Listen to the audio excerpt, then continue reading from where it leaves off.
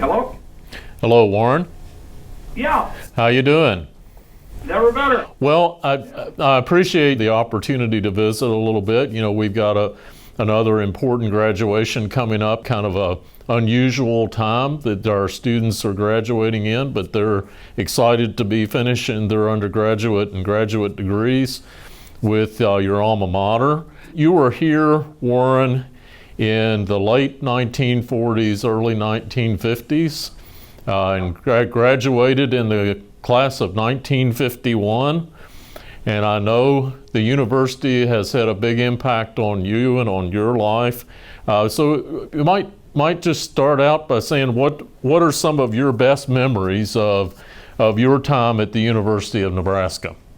I enjoyed every minute of it at Nebraska. I mean, I don't think they could quite believe it when, after 2 years at the Wharton School at Pennsylvania, I said, I want to transfer to Nebraska. And I came back, and the education I received at Lincoln, Wharton had this big reputation, but I had terrific professors there. They not only imparted knowledge to me, but just the rapport and feeling I had with them. And I would say this to this current year's class: I would love to trade places with any of you. I mean, they feel they're going out into an uncertain world and all of that, but there's never been a better time. Yeah. Warren, is there a particular professor that you might fondly recall from that time when you were a student here in the College of Business? Well, there were two of them that I really, not only that I learned a whole lot from, but I just had a good time with. And I've always liked accounting, and I'd taken a couple of courses probably at Wharton before I came, but Ray Dean was the best you'll ever see. And accounting is the language of business, and it made me proficient at something that was absolutely vital for the rest of my life. And I had the edge on lots of business school grads around the country because I had Ray as a teacher. And of course, Doc Elliott's class was absolutely fascinating.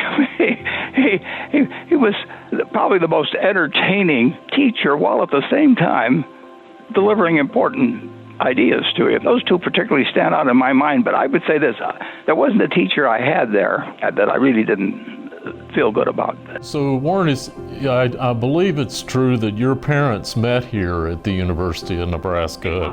And what were their majors, and how did they come to meet, if you don't mind telling that story? Yeah, no, I owe my existence to the University of Nebraska. It doesn't get much more fundamental than that. Yeah. No, my dad was at the Daily Nebraskan, and he was editor at one point, and my mother actually, her father went to the university as well, but he had a small paper in West Point, and she came to Lincoln, and she was very interested in math, but she also went in to get a job as a reporter at the Daily Nebraska, and then met my dad, and that was a lucky day for me. Mm-hmm. Yeah. A group of students from the university who came to an investing, a little get-together I have with students a few years ago, they brought me the nicest book in the world they could have given me. I never would have dreamt of it. And it had the front pages of the Daily Nebraskan for that period. Yeah. For my dad. I've gotten a lot of nice gifts in my life, but I don't think I've ever gotten a nicer one than that. Now, my dad told me story after story after story about university days at Lincoln. So Warren, you mentioned that you'd love to trade places with our graduates today, that even though this is kind of a strange time, but what advice would you give to our graduates in general today? What might you say to them? Yeah, and I would give them the same advice at any time, that you want to look for the job in life that you would take if you didn't need a job. I mean, somewhere out there, you'll find the right. You won't necessarily find it on your first job. I mean, you got to make a living too. Mm-hmm. But don't settle for anything eventually that's less than working for a company you admire or people you admire, and really the job, if they had no need for the money, it's still the job that you jump out of bed for in the morning. And I've been lucky enough to have one like that, and I can tell you that there's just nothing like that.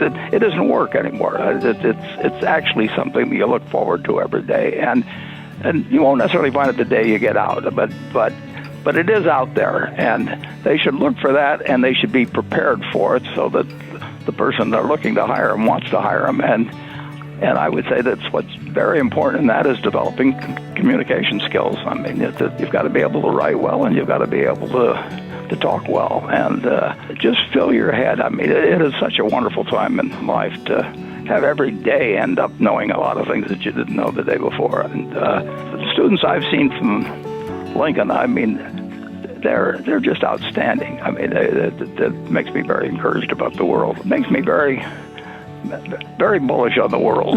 They're going to face different circumstances all through their lives. I mean, they're going to get, you just think of the surprises in my life, whether it was the Great Depression or World War II, or, you just go up and down. But at the end, you've got a winning hand.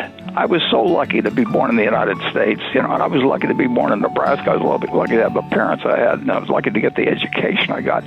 And you go out with a winning hand. Now, that doesn't mean that every single day is perfect. The world isn't that way. But try to think of another country where you'd rather be. Try to think of another era in which you would rather exist. I don't think you can do it. I mean, the opportunities, what they're going to see in their lifetimes, too. I mean, it's a marvelous life ahead of them, and you're going to have vicissitudes, and, you have sometimes you have health problems in life or something of that sort. But there is nobody I would rather be than a young person graduating from the University of Nebraska today. Well, I'm sure they're glad to hear that too, Warren. Our students have a lot of years ahead of them, and I heard you say just a minute ago about cram as much knowledge as you can in every day in your learning. What's your best advice for our graduates on how to keep learning throughout their life?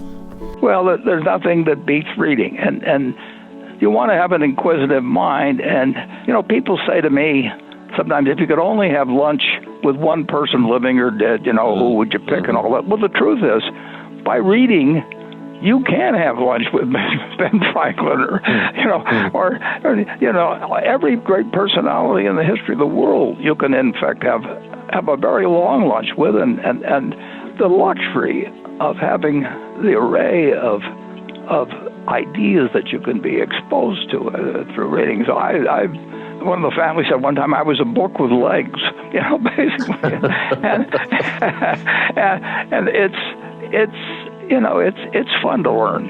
It's fun to learn, and you're off to this great start. You probably made friendships, during your life there at school. You've learned the possibilities of this world, and just keep going. So, Warren, as you look back over these many decades of your professional career, what advice would you give to our graduates today for measuring success? Measuring it in business, measuring it professionally, measuring it in life?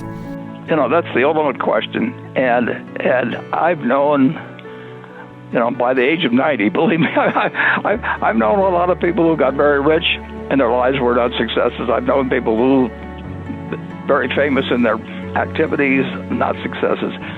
I have never known anybody who got to the age of 70 or so and had all of the people love him or her that they wanted to have in that position that ever felt like anything but a success.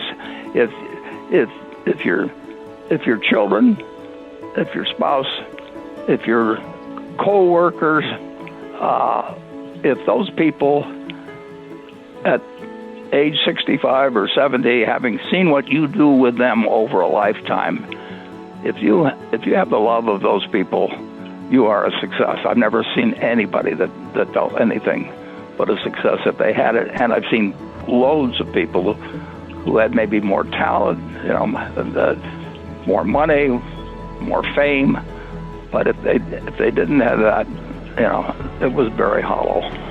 Well said, Warren. Well said. Sage wisdom for our graduates of 2020 from our most famous alum at the University of Nebraska, Mr. Warren Buffett. Thank you, Warren, for being with us. Appreciate your words of wisdom for our graduates today.